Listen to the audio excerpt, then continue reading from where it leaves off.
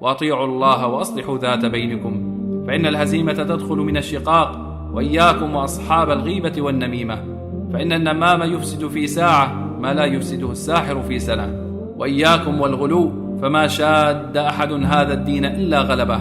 واجعلوا بينكم وبين فكر الخوارج والإرجاء بعد المشرقين.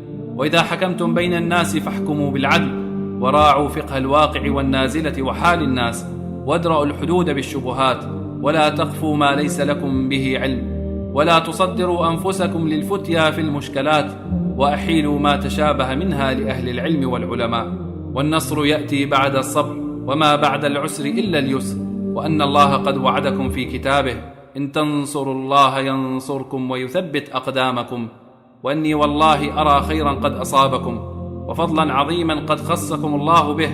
اللهم ارحم قتلانا، وبلغهم منازل الشهداء، واحشرهم مع الذين أنعم الله عليهم من النبيين والصديقين والشهداء والصالحين، وحسن أولئك رفيقا.